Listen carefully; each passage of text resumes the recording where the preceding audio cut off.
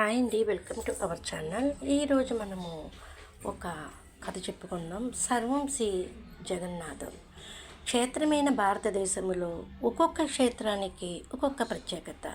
ఉత్కల రాష్ట్రంలోని పురుషోత్తమ క్షేత్రం ఆ ప్రత్యేకతలోకెల్లా ప్రత్యేకత కలిగినది. సముద్ర తీరంలో రాజిల్లే ఈ సనాతన క్షేత్రంలో ఇప్పటికీ ఎన్నో అద్భుతాలు గోచరిస్తాయి. అక్కడ బలభద్ర, సుభద్ర, జగన్నాథ విగ్రహాలు దారువు కర్రతో చేసినవి. ఇదో ప్రత్యేక వైశిష్టం. అధిక ఆషాఢం వచ్చిన ఏడాది అక్కడి వృద్ధ పండితులు కొందరు సాంప్రదాయ సిద్ధంగా ఒక గ్రామానికి చేరుకుంటారు.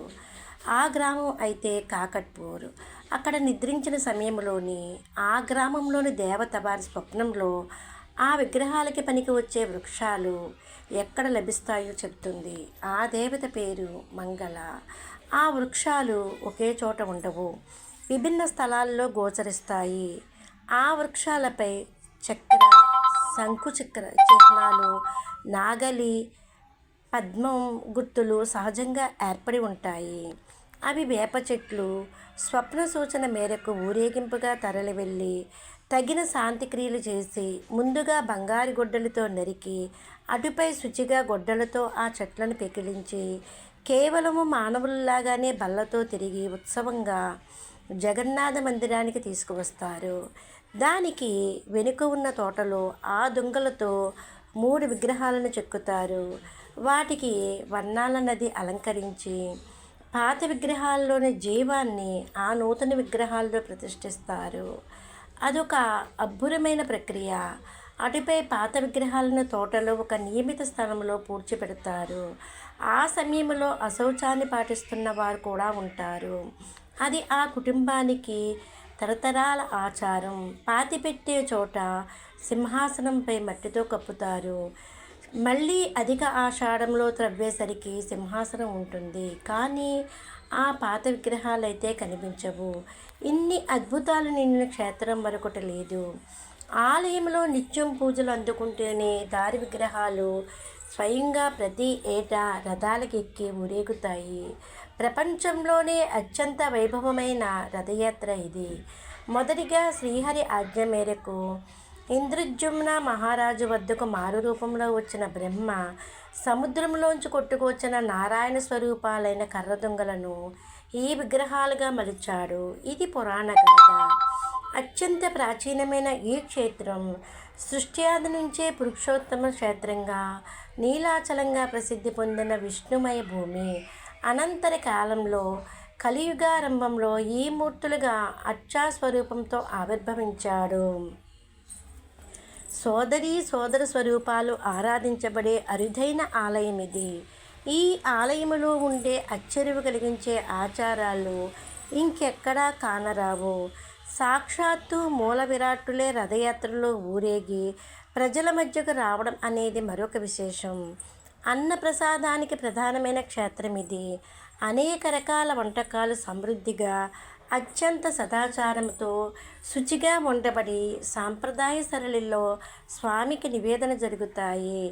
అంతవరకే నియమం. ఆపై ఏ నియమం లేకుండా ఆ ప్రసాదాన్ని అందరూ స్వీకరిస్తారు. ఆ మహిమాన్వితమైన ప్రసాద స్వీకరణలో కులభేదాలు లేవు, ఉచ్ఛిష్ణ భేదాలు లేవు. ఎవరు ఇచ్చినా ఎలా ఇచ్చినా కొని తినగలిగే ప్రసాదం అది. కేవలము ఈ క్షేత్రానికి ప్రత్యేకత ఇది. ఈ ప్రసాద మహిమ అనన్య సామాన్యం. ఈ ప్రసాదములో ప్రతి మెతుకు సాక్షాత్తు గోవిందుడే.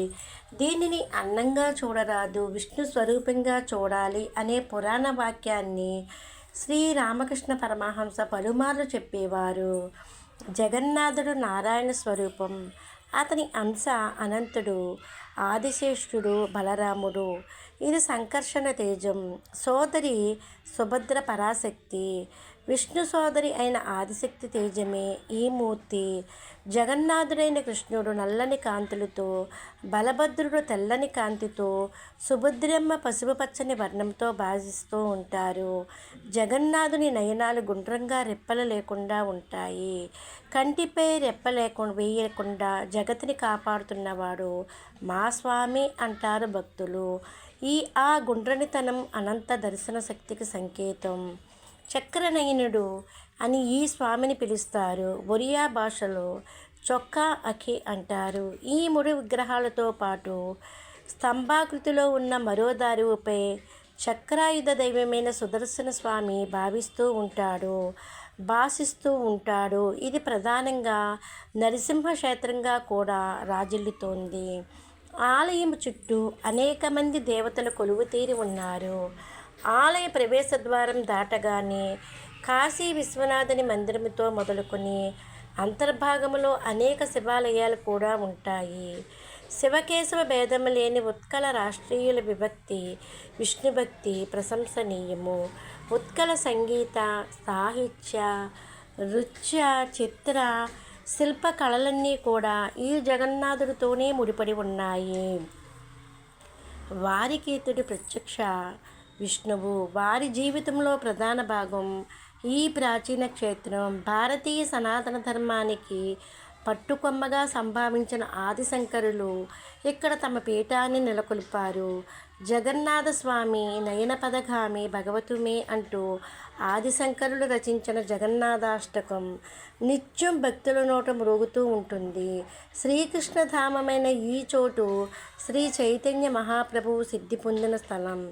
శ్రీకృష్ణ భక్తి చైతన్యానికి కేంద్ర స్థానం. దర్శనాదులు అందరికీ సౌలభ్యాలే. భక్త సులభుడు భగవంతుడు అనే మాట ఈ జగన్నాథ క్షేత్రం రుజువు చేస్తుంది. భారతీయ క్షేత్ర సంస్కృతిలో ఒక విశిష్ట భూమికి ఇది. జై Puri Jagannath. Please like, share and subscribe.